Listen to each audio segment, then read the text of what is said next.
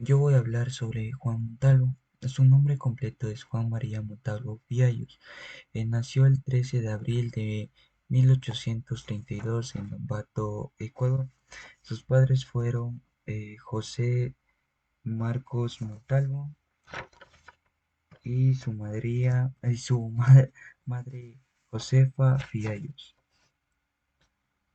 Su formación intelectual fue estudió primero en una escuelita en Ambato. Luego estudió en el Convictorio de San Fernando, eh, y luego en el Seminario de San Luis en Quito, donde se graduó de Filosofía y finalmente cursó 2 años de Derecho en la Universidad Central del Ecuador. Eh, Se formó en la literatura clásica, filosofía y derecho con influencias de autores como Cervantes, Montaigne, también con enciclopedistas franceses. Su trayectoria política y periodística: fue un feroz opositor político, especialmente contra el gobierno autoritario de mm, Gabriel García Moreno, y luego con Ignacio de Veintimilla. Fundó varios periódicos y revistas de combate político e ideas liberales, como el Cosmopolita, el Regenerador. También tuvo que exiliarse en varias ocasiones por sus escritos críticos, viviendo en Colombia, luego en Perú y por último en Francia. Sus obras literarias y ensayísticas. Es conocido principalmente por sus ensayos polémicos y por su prosa elegante y combativa. Entre sus obras más famosas están Las Catalinarias de 1880, que es una serie de ensayos contra el gobierno de Ignacio de Veintimilla. También están los Siete Tratados de 1882, que es un conjunto de ensayos sobre la moral, la literatura, la historia y la política. También están los capítulos que se le olvidaron a Cervantes, que es de 1895, una continuación del estilo cervántico en Don Quijote.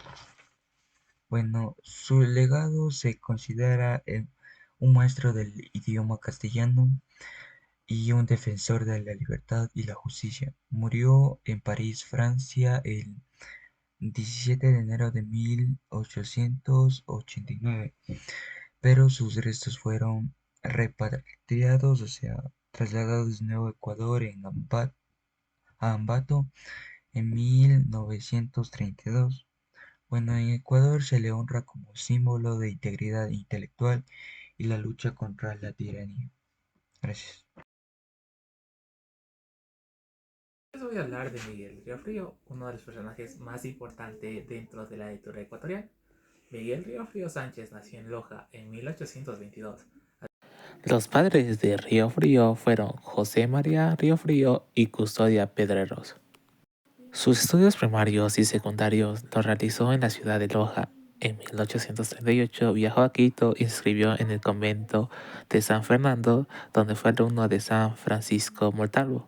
En 1840 inició sus estudios de Derecho en la Universidad Central del Ecuador, donde fue compañero de García Moreno y alumno de Pedro Ceballos. Además de escritor, fue abogado y participó activamente en la política del siglo XIX. Vivió una época marcada por la desigualdad, la falta de derechos y los conflictos sociales que temas se reflejaron en sus escritos. Su obra más importante es La Emancipada, considerada la primera novela del Ecuador. Esta obra es muy importante porque habla sobre la falta de libertad, especialmente en la mujer, y critica las normas sociales y el poder que dominaban en esa época. Para su tiempo fue un texto bastante avanzado y polémico. Miguel Riofrío tenía ideas liberales y defendía la educación, la justicia y la libertad de pensamiento. Debido a estas ideas, fue perseguido políticamente y tuvo que vivir varios años en el exilio. Además de escribir novelas, también publicó artículos y textos políticos en periódicos, donde expresaba su opinión sobre la situación del país. Usó la literatura y el periodismo como una herramienta para denunciar las injusticias que vivía en ese momento. La importancia de Miguel Río Frío en el Ecuador radica que fue el precursor de la novela ecuatoriana. Su trabajo permitió que la literatura nacional comenzara a desarrollarse y reflejara la realidad social del país. Miguel Río Frío murió en Lima en 1879. En conclusión, Juan Montalvo y Miguel Río Frío fueron dos personajes muy importantes de la literatura ecuatoriana. Aunque tuvieron estilos diferentes, ambos usaron la escritura para criticar las injusticias de su época y defender la libertad y la justicia. Su legado sigue siendo fundamental para entender la historia y el pensamiento del Ecuador.